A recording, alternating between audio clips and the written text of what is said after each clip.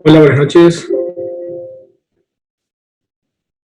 Hola, ¿Cómo les va?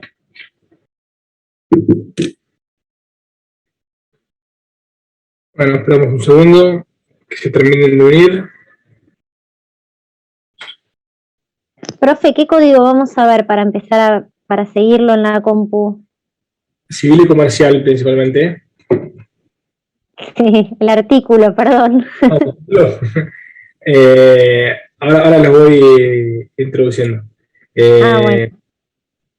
Igual, con control F saben que pueden buscar en el código, ¿no?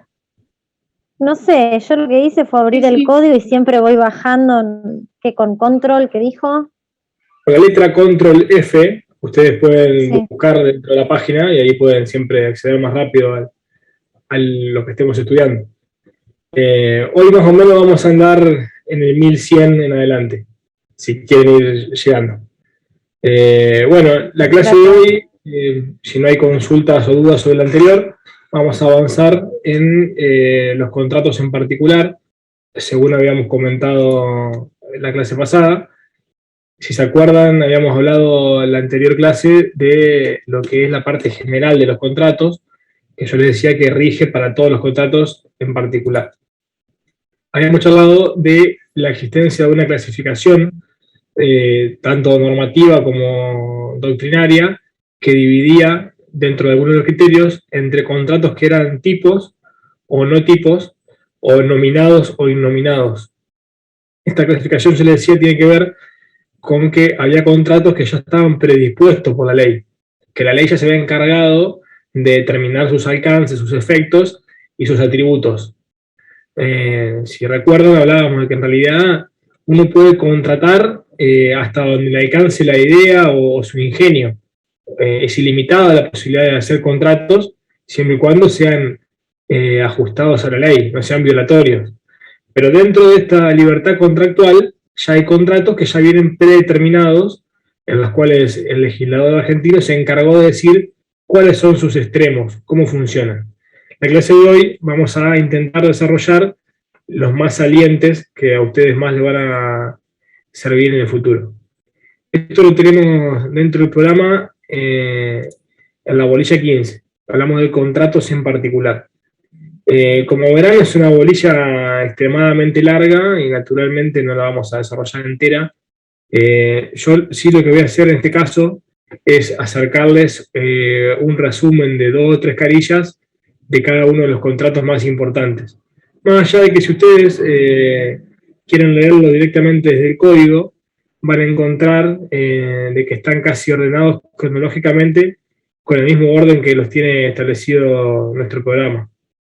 Así que, bueno, eso como ustedes quieran eventualmente para el parcial. De todas maneras, van a ver que hay muchos artículos que por ahí no son tan necesarios para que ustedes lo sepan en la práctica. A mí lo que me interesa es que de cada contrato nos quede al menos el concepto de cómo funciona. Bien, el primero de los contratos que tenemos para analizar hoy es el contrato de compraventa, que es un contrato que seguramente en la práctica todos hemos celebrado alguna vez. Esto yo ya lo decía en anteriores partes del curso, de que era un contrato que no requería mayores formalidades en principio y que seguramente cualquiera cuando va a un supermercado, a un kiosco o cualquier comercio celebra una compraventa sin darse cuenta de que lo está celebrando.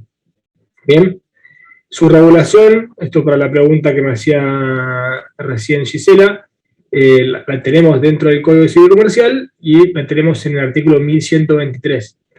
Este contrato es el primero de los que enumera el código y esto lo hace por una cuestión de importancia y porque, como vamos a ver, lo usa el código como contrato madre para otros contratos a los cuales le aplica de manera supletoria sus cláusulas.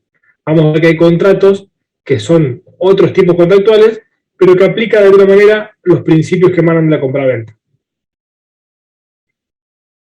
Vamos a ir viendo cortito. Este por ahí lo desarrollamos un poco más largo, pero el resto vamos a ir puntual al hueso viendo qué son.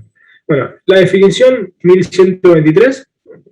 Hay contrato de compraventa, dice el código, si una de las partes se obliga a transferir la propiedad de una cosa y la otra a pagar un precio en dinero. Bien, esto me deriva una serie de cuestiones. En primer lugar, estamos hablando, si se acuerdan también de la clase pasada, yo decía que había contratos unilaterales o bilaterales. Este es un contrato necesariamente bilateral, en el cual vamos a tener dos sujetos, porque hay dos partes involucradas. Estas partes de contrato se van a llamar comprador y vendedor. Entonces, la obligación del vendedor es transferir la propiedad de una cosa y la del comprador pagar el precio convenido. Bien, ahí tienen las obligaciones de cada uno de los intervenientes. Este contrato va a tener la característica de ser oneroso. Yo voy volviendo a lo que hablábamos en la clase pasada, que yo les decía, la clasificación, si recuerdan, unilaterales o bilaterales, onerosos o gratuitos, conmutativos o aleatorios, formales o informales. Bueno, vamos a intentar repasar en cada caso estas cuestiones. Bueno, entonces compra-venta bilateral, oneroso, esto va a ser así porque a cambio de la prestación hay una contraprestación, en este caso va a ser el pago de un precio determinado. Conmutativo va a ser el contrato. ¿Esto por qué? Porque las ventajas para los contratantes están terminadas al inicio. ¿Se acuerdan que yo hablaba de contratos que podían ser aleatorios o conmutativos? El aleatorio era el que no sabíamos en qué iba a consistir la contraprestación o si iba a existir, si iba a darse, como en el caso del seguro, si ocurría o no ocurría el alia que podría estar presente. Bueno, acá está determinado desde su inicio o es determinable. Es nominado el contrato porque específicamente lo regula el código, y en cuanto a la formalidad va a depender, vamos a ver, que sea formal o no, del tipo de objeto del contrato. Va a ser formal cuando así lo disponga el bien que estamos transmitiendo. Y esto tiene que ver, yo ya lo he dicho en algunos momentos del curso, en que el legislador a determinados bienes que considera más importantes los ha obligado a formalizarse con un instrumento en particular. El ejemplo que les doy siempre es la transferencia de bienes inmuebles requiere para ser realizada que se formalice mediante la escritura pública. La transferencia de un rodado automotor requiere la formalización a través de un formulario típico. Bien, pero un bien cualquiera que esté fuera de estas previsiones se va a transferir sin ninguna formalidad. Bien, ¿hasta acá van siguiendo? Bárbaro. El programa, bueno, que nos pide que toquemos mínimamente disposiciones generales, como estábamos charlando, cosa vendida, precio, obligaciones del vendedor, obligaciones del comprador, compraventa de cosas muebles. Bueno, estos puntos, como les adelantaba, los tenemos todos en el código, vamos a ir pasando. Cosa vendida lo tenemos en el 1129 y el principio es que pueden venderse todas las cosas que puedan ser objeto de los contratos. Es decir, que mientras la cosa no sea de objeto prohibido, va a poder ser vendido. Bien, esto naturalmente tiene que ser una cosa que esté dentro del comercio. Y acá el ordenamiento lo que me dice es, permito todo lo que no prohíba yo especialmente en alguna parte. Volviendo a las primeras clases, por ejemplo, cuando hablábamos de los derechos humanos y los inherentes a la persona, yo no podría, por ejemplo, vender algún derecho sobre mi cuerpo. Eso, ¿se acuerdan que yo decía, no, está fuera del comercio, está prohibido? Bueno, también no puedo vender cualquier cosa que sea contraria a la moral, a las buenas costumbres, etcétera, etcétera. Entonces, mientras sea una cosa que existe y que esté dentro del comercio, que pueda ser susceptible de valor, va a poder ser vendida. Ese es el principio general. Ahora bien, me dice el código dos cuestiones más. ¿Qué pasa cuando el objeto del contrato es algo que existía pero dejó de existir? Entonces, en ese caso, lo tenemos al 1130. Dice, si la venta es de cosa cierta que ha dejado de existir al tiempo de perfeccionarse el contrato, este no produce efecto alguno. Si ha dejado de existir parcialmente, el comprador puede demandar la parte existente con reducción de precio. Bien, ¿esto qué ocurre? Yo no puedo cumplir la entrega de un bien que ya no existe más. Y acá hay que ver también si la cosa está determinada o es determinable, y si es cierta o no, o si es fungible o no. Puesto que si yo estoy vendiendo una cosa que es fungible, o sea, ante la falta de esa cosa puntual, yo puedo suplirlo entregando algo similar. Bien. Acá, perdón que recién leo un mensaje acá del chat. ¿Por qué sería conmutativo y oneroso? Es conmutativo porque están previstas de antemano las prestaciones que va a dar cada parte, ¿bien? Han sido fijadas. Y es oneroso justamente porque hay una contraprestación. Sería gratuito si no hubiese nada a cambio. Pero acá, en cuanto al cumplimiento de la obligación de entregar la cosa, recibe una contraprestación de recibir dinero. Bien, entonces les decía, si se pierde la cosa, bueno, el contrato va a dejar de existir. Pero si se pierde parcialmente, se puede cumplir igualmente con una reducción del pago del precio.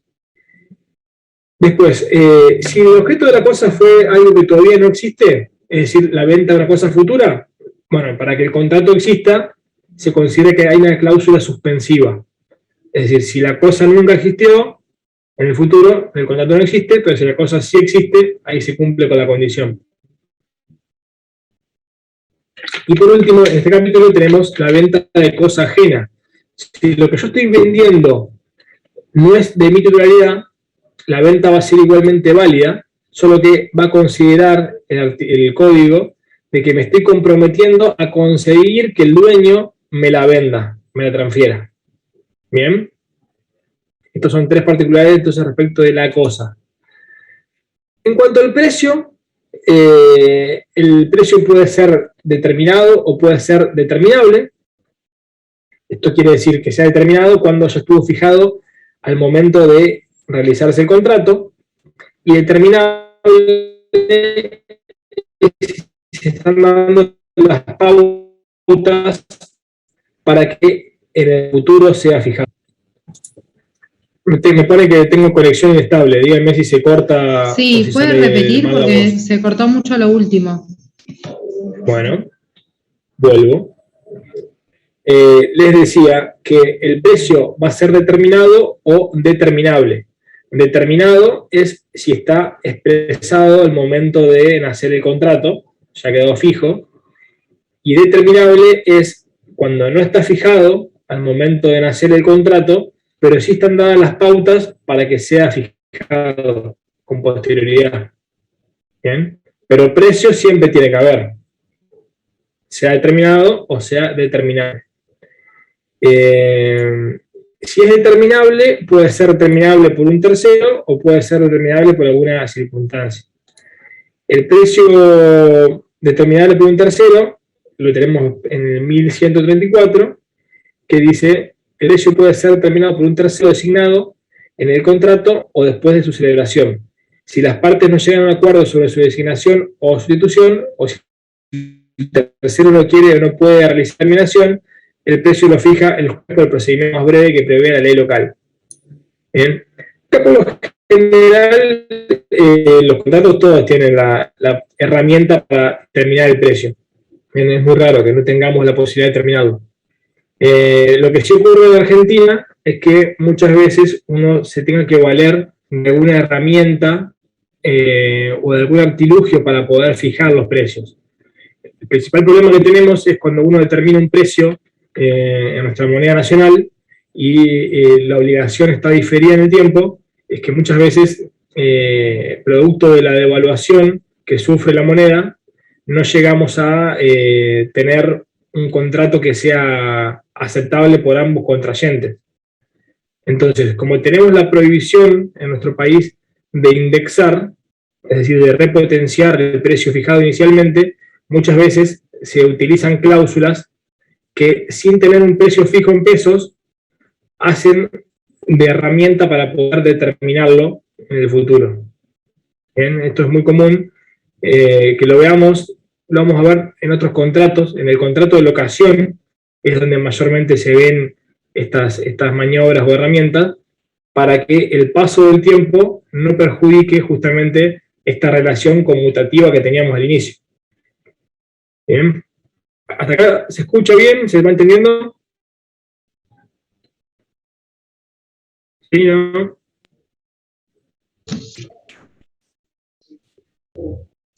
¿Se escucha? Sí, este número de artículo, ¿cuál es este último que dijo? Venimos siguiendo el orden del programa y de los artículos. Estamos hablando ahora del capítulo, la sección tercera del código, esta parte de compra-venta. Estamos hablando de 1133 a 1136. Sí.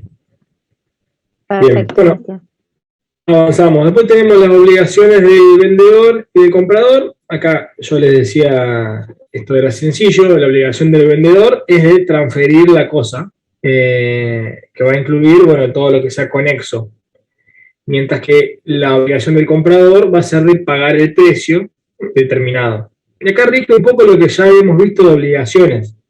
¿Cómo se desobliga cada uno de las partes? Bueno, el vendedor se va a desobligar entregando la cosa convenida en el momento convenido. Si fuera una cosa que es de una especie determinada, yo tengo que cumplir con la calidad de la cosa a la cual me obligué a dar. Y mientras que el comprador se va a desobligar mediante el pago de la suma acordada en el lugar acordado, mediante el medio acordado. Esto no hay mucha complicación. Todo el programa me habla de, bueno, entrega de documentación, entrega de la cosa. Acá ustedes ya un poco de la documentación lo han visto cuando cursaron Contabilidad 1, que decíamos cuál era la documentación respaldatoria que debía existir en una operación de compra-venta. Bueno, esto ya ustedes lo saben, pero el código no es tan profundo como lo que ustedes han estudiado. Ustedes saben que, al menos en el comercio, cuando se hace una operación de compra-venta, tiene que entregarse una factura, de que la factura original se la va a quedar el comprador, mientras que el duplicado lo va a tener el vendedor, de que después también va a haber una documentación de remito, que da cuenta de que la cosa fue efectivamente entregada. Bien, la factura va a acreditar entonces la operación y tiene fines tributarios, mientras que el remito va a dar cuenta de la entrega de la cosa en sí. El código no hace referencia puntual a esto, pero tenemos sí el 1145 y el 1146 que dice: el vendedor debe entregar al comprador una factura que describa la cosa vendida, su precio o la parte de este que ha sido pagada y los demás términos de la venta. Si la factura no indica plazo para el pago del precio, se presume que la venta es de contado. La factura no observada de entre los 10 días recibida se presume aceptada en todo su contenido. Esta disposición legal, si es de uso no emitir factura, el vendedor debe entregar un documento que acredite la venta. Y después tenemos el 1146, dice: si el vendedor está obligado a entregar documentos relacionados con las cosas vendidas, debe hacerlo en el momento, lugar y forma fijados por el contrato. En caso de entrega anticipada de documentos, el vendedor puede, hasta el momento fijado para la entrega, subsanar cualquier falta de conformidad de ellos si el ejercicio de ese derecho no ocasiona inconvenientes ni gastos excesivos al comprador. Esto que dice el código, en la práctica va a depender del tipo de cosa que se trate. Naturalmente, con un bien inmueble uno no va a hacer un remito, puesto que no se entrega la cosa, no se moviliza, está fijada en el piso. Entonces lo que se hace es hacerse un documento en el cual se hace constancia de que se ha entregado la posesión. Y después ustedes mayormente lo Profe, sí. ¿El boleto ahí sería? No, en la compraventa inmobiliaria el boleto, se acuerdan que decía que era un precontrato, y en realidad lo que importa ahí es la escritura, el instrumento con el cual yo acredito la escritura. El boleto igualmente puede adelantarse a la escritura y puede contener la prueba de la entrega de la posesión. Pero esto lo vamos a ver cuando lleguemos a derechos reales, en un par de bolillas más adelante, que para que sea terminada, sea completa la venta de un inmueble, se requiere la tradición y el modo, que quiere decir la entrega de la posesión y la escrituración. Pero bueno, me adelanto. Ustedes lo han visto desde el punto de vista más bien relacionado al tributo, porque más allá de que esto es un derecho del vendedor a quedarse con una constancia de que recibió el bien, al Estado le interesa, puesto que a partir de esa misma documentación va a cobrar luego los impuestos, con lo cual le interesa que esa documentación exista y que esté formalizado, que esté blanqueado. Bueno, mucho más de compraventa, digamos, si bien es el contrato por ahí que más deberíamos desarrollar, no quisiera generarme tanto tiempo en esto, sí me gustaría agregar 2 o 3 cosas más de cláusulas que son posibles agregar al contrato de compra-venta. Esto lo tenemos también en el programa, y son las siguientes. Pacto de retroventa, que tenemos en el 1163, que es una cláusula, que dice el código, por la cual el vendedor se reserva el derecho de recuperar la cosa vendida y entregada al comprador contra restitución del precio con el exceso o disminución convenidos. El contrato sujeto a este pacto se rige por las reglas de compra-venta sometidas a condición resolutoria. ¿Qué quiere decir esto? Es una facultad que se reserva quien está vendiendo para poder básicamente resolver el contrato y mediante el repago al comprador de la suma que le entregó, recuperar la titularidad del bien. ¿Se entiende? Un ejemplo, profe. Yo te vendo a vos, supongamos, una maquinaria o un vehículo. Y dentro de la maquinaria, bueno, la cláusula es, te la vendo por 1.000.000 de pesos, te la entrego en este momento, pero me reservo el derecho de retroventa a ejercerlo dentro de 5 meses. Entonces, pasan los 5 meses y yo puedo devolverte el 1.000.000 pagado y vos me tenés que devolver el bien que te entregué. Sería como dejarlo sin efecto, básicamente. Después, pacto de reventa es algo similar, pero al revés. Es aquel por el cual el comprador se reserva el derecho de devolver la cosa comprada. Entonces, ejercido el derecho, el vendedor debe restituir el precio. ¿Se entiende? Es lo mismo, pero al revés.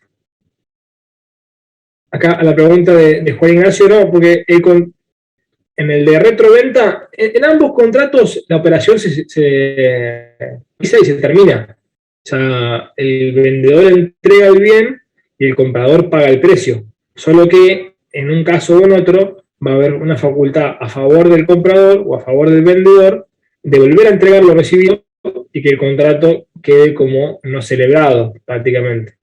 Es una posibilidad de deshacerlo. Después, pacto de preferencia, que lo tenemos en el... A ver, para que responda primero el chat. ¿Cuál es cuál? El primero de los dos que expliqué es el de retroventa. Facultad del vendedor de pedir la cosa que vendió y devolver el precio pagado. Y el pacto de reventa es aquel en el cual el que recibió la cosa la devuelve y le da la plata. Bien, y pacto de preferencia, que este quizá sea el más común de los 3 que voy a mencionar, que es aquel por el cual el vendedor tiene derecho a recuperar la cosa con prelación a cualquier otro adquirente si el comprador decide enajenarla, dice el código. ¿Qué quiere decir?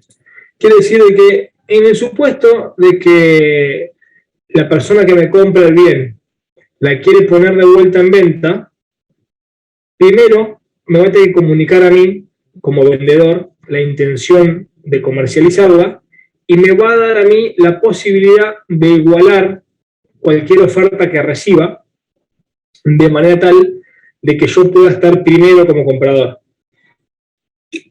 ¿Se entendió el pacto de preferencia?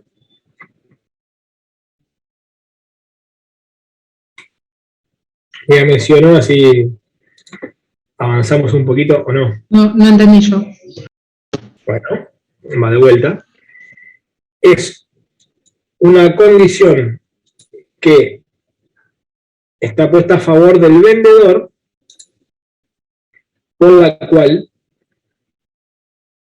tiene derecho, para el supuesto que el comprador en el futuro decida volver a vender la cosa que acaba de comprar, para que el vendedor inicial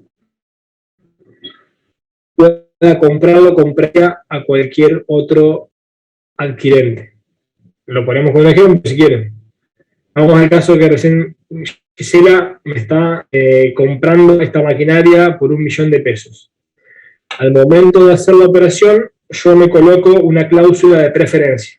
Entonces Gisela pasa a ser dueña de la maquinaria. La venta está terminada, a mí me pagó el precio. Pero tengo un derecho yo de que Gisela decide el día de mañana vender esa maquinaria, antes de poder concretar la operación con cualquier tercero, tiene que venir a decirme a mí, voy a vender la maquinaria, la coloco en venta en este precio. Entonces, cualquier oferta que reciba Gisela, yo la puedo igualar y tener el derecho a quedarme con la maquinaria. ¿Bien? Es una forma que tiene el vendedor de recuperar un bien que puso a la venta.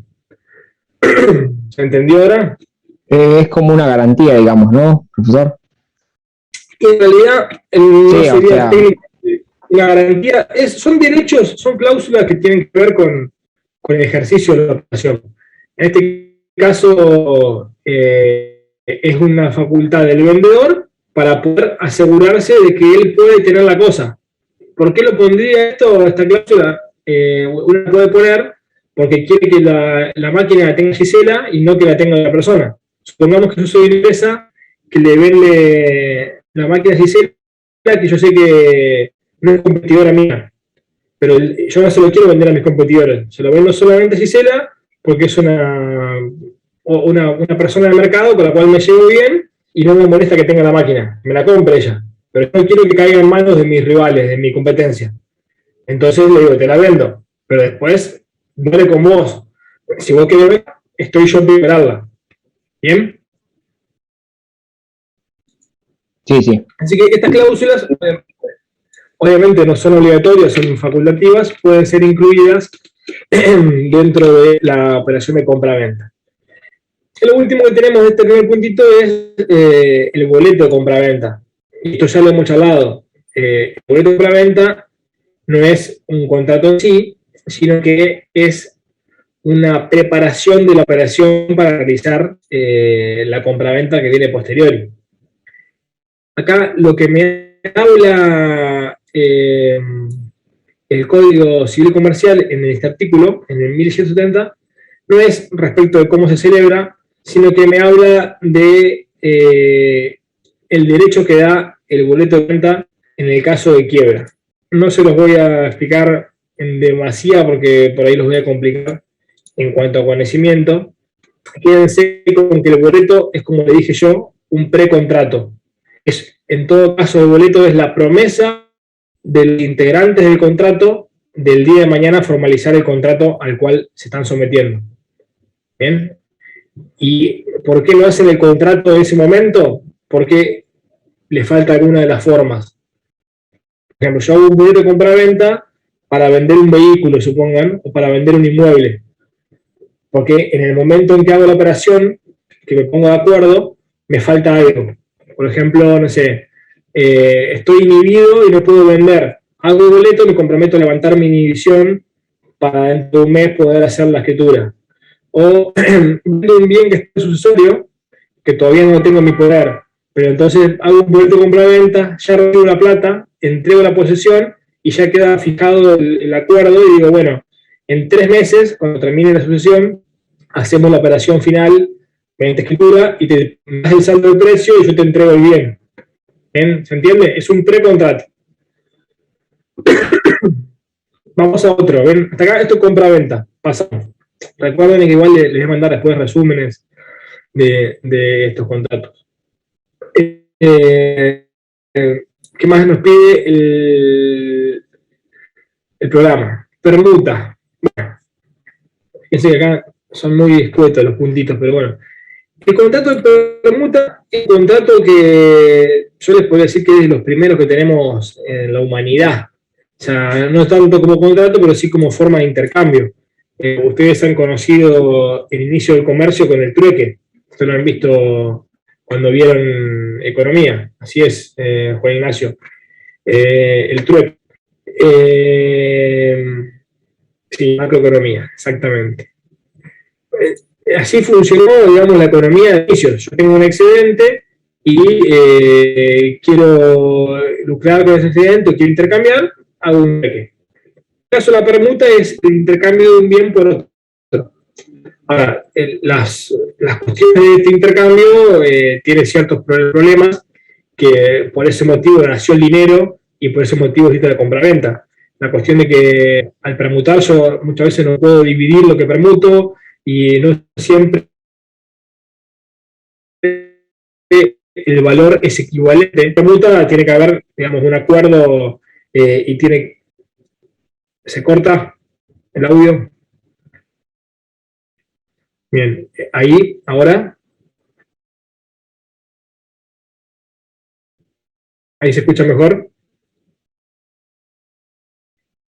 Bien. Bueno, decía que no siempre se da la permuta porque tiene que haber una coincidencia justamente entre los valores de las cosas que están cambiadas. Así que bueno, en este caso lo tenemos también regulado en el 1172. Dice, hay permuta si las partes se obligan recíprocamente a transferirse el dominio de las cosas que no son dinero. Bien.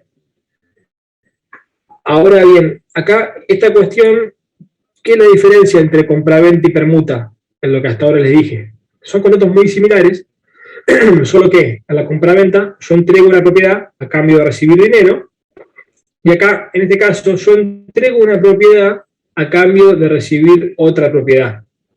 ¿Bien? Y cuando digo propiedad, no como inmueble.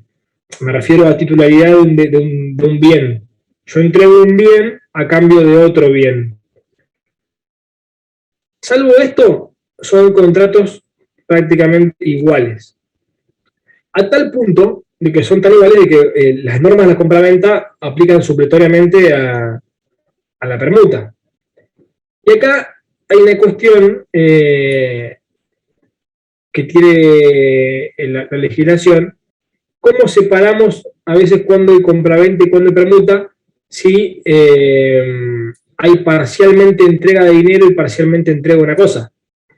Muchas veces se dan operaciones que son compuestas. Yo te digo, bueno, te cambio un inmueble, tu casa del centro de La Plata, por mi departamento de la costa. Y en realidad mi departamento solo tengo tasado en $100.000 y tu casa vale 150, así que te doy mi departamento más $50.000. ¿Así bien? Ahí tengo las dos cosas en una. Bueno, acá, para saber si esa operación fue una compra-venta o fue una permuta, lo que tiene previsto el legislador, voy a unos artículos para atrás, al 1126, vuelvo al principio del capítulo de hoy, dice, si el precio consiste parte en dinero y parte en otra cosa, el contrato es de permuta si es mayor el valor de la cosa, y de compra-venta en los demás casos. Bien, entonces, para ver si es uno u otro, lo que vamos acá a tener en cuenta es qué tiene más valor, si la cosa entregada o la plata entregada. En el ejemplo que yo les di, que le estaba diciendo que valía el departamento $100.000 y se daban 50.000 en billete, bueno, va a ser una permuta, porque vale más la cosa que el dinero. Si fuese un caso opuesto, se va a considerar compraventa. El artículo que leí fue el 1126. Bueno, vamos a otro contrato. Contrato de suministro.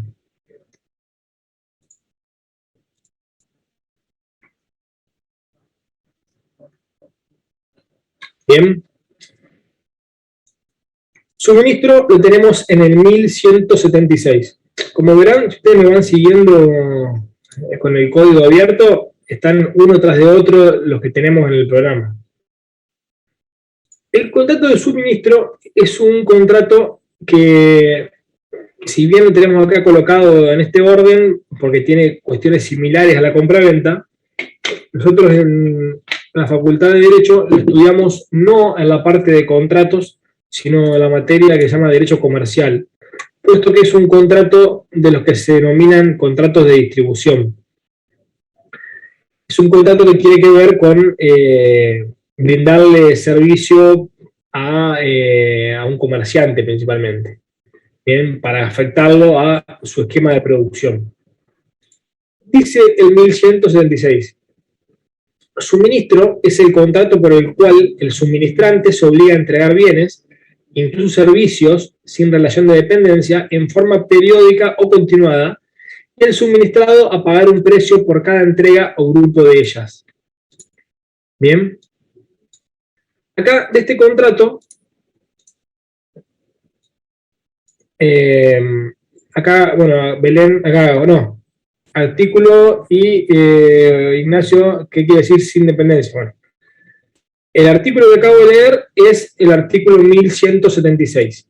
Y cuando hablamos de sin relación de dependencia, lo que está diciendo la ley es que no haya una relación laboral. Bien, entonces vuelvo a leerlo y explicarlo. Es un contrato, una vez más, hay dos partes, va a ser bilateral. Bien, y vamos a tener una parte que se va a llamar suministrante y una parte que se va a llamar suministrado. El suministrante entrega bienes o servicios, siempre y cuando no sea en relación de dependencia, es decir, que no es que sea un contrato laboral en el cual yo pongo mi fuerza de trabajo de manera constante, puesto que acá dejaría de ser suministro. Y esto tiene la particularidad de que es en forma continuada. Bien, hay una relación que va más allá del tiempo. Entonces, vamos a un ejemplo tonto, como siempre, que son los mejores para entender. Un proveedor que le lleva todos los días harina al panadero. ¿Bien? Pasa todos los días a las 5 de la mañana a entregarle las 10 bolsas de harina. ¿Bien? Uno lo podría mirar de manera individual y decirme, bueno, todos los días hay una compraventa. Y uno si tuviese una visión parcializada, sería correcto. O sea, todos los días hizo una compraventa. Pero acá la particularidad es que hay una relación que se mantiene en el tiempo. Entonces, este contrato, cuando se celebra, que queda afectado por escrito, lo que se obliga es a no hacerlo una sola vez, sino hacer todos los días mientras el contrato esté vigente. Bien, hay una relación que va en el tiempo. Esa es la particularidad. Este contrato tiene un plazo máximo para ser establecido y dice el código en el 1137 que el contrato puede ser convenido por un plazo máximo, que va a ser de 20 años si lo que estoy proveyendo, suministrando, son frutos o productos del suelo o subsuelo, con proceso de elaboración o sin él, y 10 años en los demás casos. El plazo, dice, se va a computar a partir de la primera entrega que hubo. Bien. El contrato no requiere forma, pero de hecho es muy común que sea sin siquiera ser por forma escrita. Pero bueno, en este caso es un contrato que, volviendo a la clasificación que decía hoy, es oneroso, conmutativo, bilateral, bien, y no formal. ¿Qué más de este contrato? Bueno, acá este contrato, si fuera que es por tiempo determinado, esto podría ser un poco lo que es el curso, pero vamos a ver que los contratos de distribución, lo que es muy importante para el legislador y de lo que se ocupa mucho la jurisprudencia es, cuando el contrato fue celebrado sin un plazo determinado, ¿cómo se hace para interrumpirlo? Y en caso de ser interrumpido, ¿qué derechos genera las partes? Bien, esto va a aparecer en los contratos de concesión, en los contratos de franquicia, en los contratos de agencia y en el contrato de suministro. Es un tema a tratar. ¿Qué pasa cuando, siendo de plazo indeterminado, alguien decide cortarlo? ¿Por qué? Porque naturalmente un contrato de este tipo genera expectativa en las partes. Yo, si supongan que soy suministrante, si yo todos los días sé que tengo que llevarle las 5 bolsas de harina, lo que hago es estoquearme, ir comprando, tener una cadena de distribución. Entonces, si de buena primera, después de 5 años de estar llevando la harina, me dicen mañana no quiero que traigas más, bueno.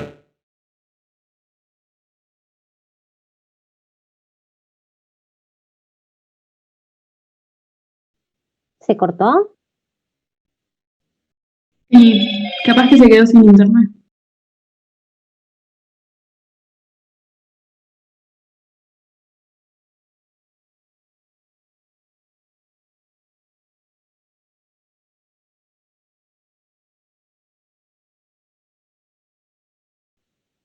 ¿Alguien sabe cuándo es el segundo parcial?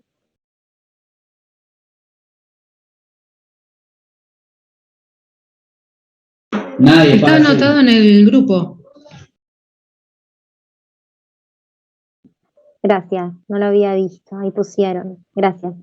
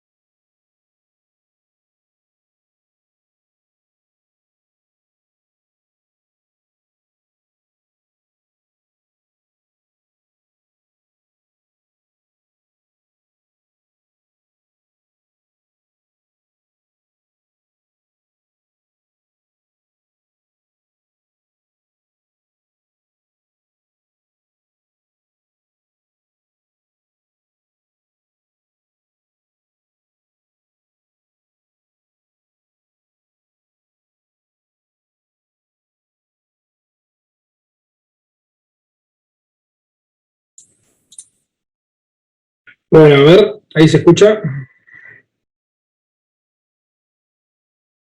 Sí. Sí, profe. Avíseme si se restringe la conexión de vuelta. Bueno, estábamos charlando entonces del suministro, ¿no? Lo que le estaba diciendo recién era el tema de qué pasaba cuando una de las partes decidía cortarlo. Entonces le decía que cuando no había el plazo determinado por el contrato, había que cursarse un aviso que tenía que ser razonable según las circunstancias y la naturaleza del suministro. Y que había un plazo que tenía que ser en ningún caso inferior a 60 días. Bien, acá la particularidad entonces tiene que ver con las expectativas que están creadas entre las partes al momento de contratar. Entonces, de este contrato, reitero, bilateral, dos partes, suministrante y suministrado, tiene un plazo máximo de años, acá de 20, si el objeto del contrato son frutos o productos del suelo o subsuelo, y si no, en cualquier otro caso va a ser de 10 años. Y bueno, la particularidad entonces es la continuidad, es un contrato periódico. Bien, de ¿alguna consulta? Que nos entienda. Si no, avanzamos. Bueno, contrato de locación. Debe ser quizá el más conocido junto con la compraventa y el que posiblemente también tengamos como más celebrado. El contrato tiene la particularidad, en este caso, lo tenemos regulado en el código, pero también hay ley particular que regula la locación. Ley que, por ser sensible a la sociedad, suele ser modificada bastante. Los últimos años ha cambiado varias veces. Tenemos una ley de locaciones urbanas que, no sé si recuerdan, se modificó el año pasado. En el medio de la pandemia hubo una modificación. Vamos a hablar, entonces, en principio del contrato de locación en general y después tocaremos alguna cuestión particular de locación. Locación, la definición 1187. ¿Cuándo el contrato de locación? Bueno, hay locación si una parte se obliga a otorgar a otra el uso y goce temporario de una cosa a cambio del pago de un precio en dinero. Bien, contrato de vuelta bilateral, conmutativo, oneroso y no formal. Dos partes, al menos. En este caso, la parte que está dando la prestación se llama locador, mientras el que recibe la cosa es el locatario. Lo que se transmite en este caso es la tenencia. Bien, la tenencia de el bien, no la titularidad. En la compraventa recién hablábamos de que una persona transmitía a otra la titularidad. En este caso, solamente lo que le transmito es el derecho a uso y goce y temporario, limitado en el tiempo. Como contraprestación, el locatario paga un precio en dinero. Bien. ¿Qué particularidad que tenemos? Bueno, yo decía, en principio es no formal, pero tenemos en el 1188 una cuestión que dice, el contrato de locación de cosa inmueble o mueble registrable, de una universalidad que incluya alguna de ellas, o de parte material del inmueble, debe ser hecho por escrito. ¿Esto qué quiere decir? Que, bueno, que la locación en principio es informal, no lleva forma, pero si está sujeta a otorgar la tenencia de un inmueble o de un bien que tiene que ser registrable, ahí sí se exige que se haga por escrito. Particularidades de la locación, bueno, lo tenemos a ver en el programa que nos pide, si no dejamos de tocarlo.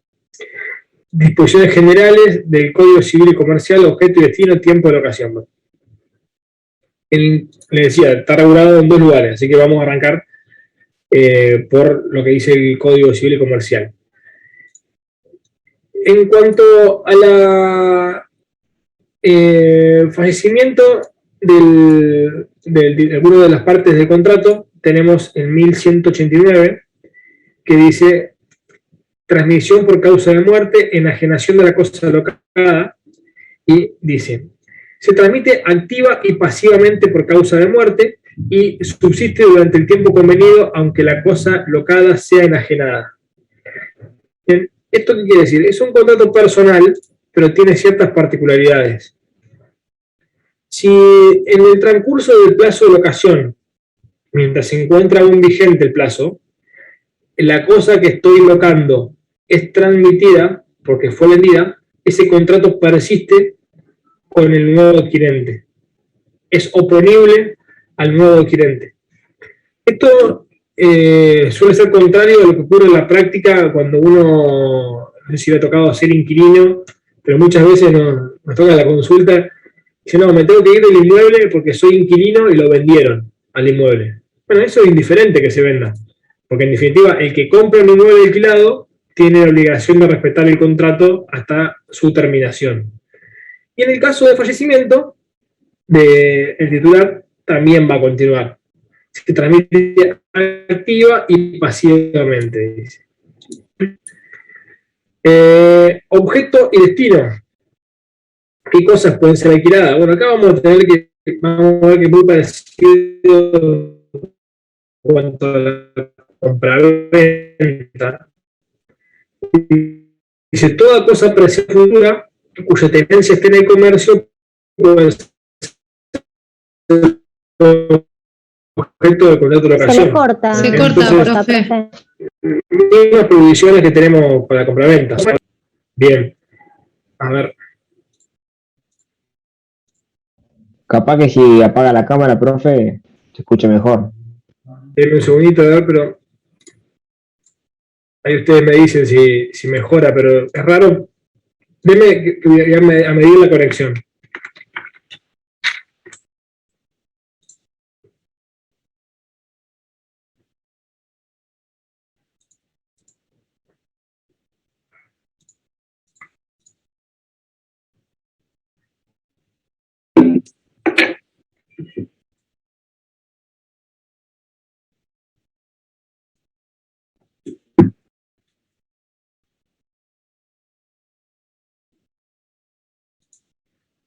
Ahí, chicos, ¿me escuchan? ¿O sale muy cortado? Está mejor.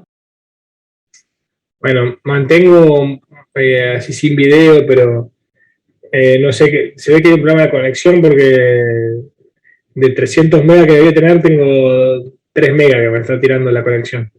Si en algún momento se corta, ustedes me dicen, igual si no damos unos minutos más y adelantamos el corte de la clase.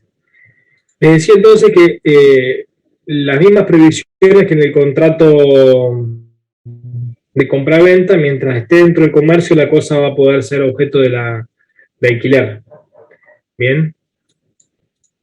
Y acá tenemos un tiempo máximo en cuanto al contrato de locación y dice en 1197 que cualquiera ser objeto, sea habitacional o sea industrial o comercial, no puede haber más de 20 años de destino de locación si es habitacional y de 50 si es de otro destino. ¿Qué es lo que ocurre? Acá lo que no quiere el legislador es que se desvirtúe. Si yo tengo un contrato en el cual solamente entrego la tenencia y el goce, si yo lo entrego por un plazo eterno, es lo mismo que dar la titularidad. Entonces acá, para que sea locación, la entrega de ese uso y goce es por un tiempo determinado y temporario, ¿bien? Con un máximo acá en este caso. Después tenemos, en este caso, plazos mínimos. Y vamos a ver que hay una regulación que tenemos actualmente en el Código Civil Comercial que antes se contraponía a la que teníamos en la Ley de Locaciones Urbanas. Hoy en día dice que el plazo mínimo de locación de inmueble, cualquiera sea su destino, es el código, si carece de plazo expreso determinado, se considera celebrado por un plazo mínimo legal de 2 años. Bien, esto, como les decía yo, ha seguido modificando en el tiempo. En la ley anterior se hablaba de 3 años, y actualmente, bueno, con la ley que tenemos nueva, lo ha reducido a 2 años. Hay excepciones de este plazo para situaciones particulares, que las tenemos en la Ley de Locaciones Urbanas, que es cuando yo hago un alquiler para un fin particular, como puede ser para muebles que se arriendan con fines de turismo, o para cuando yo le alquilo una embajada, o cuando alquilo para garajes.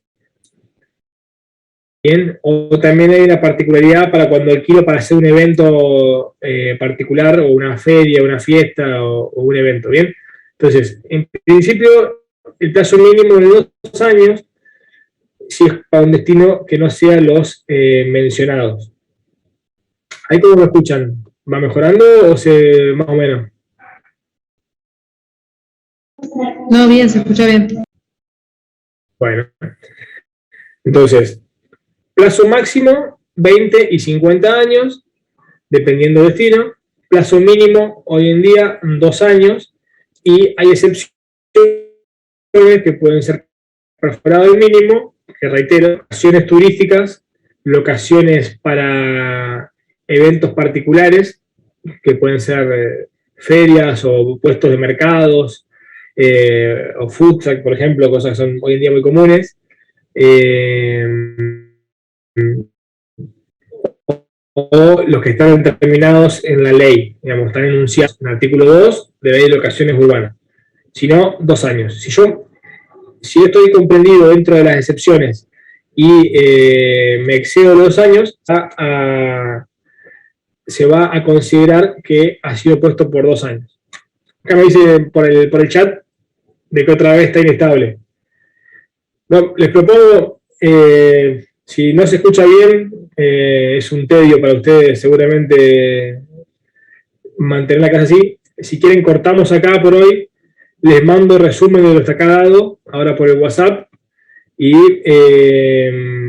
vamos a ver la clase que viene, esta media hora que nos queda. ¿Les parece? Bueno, sí.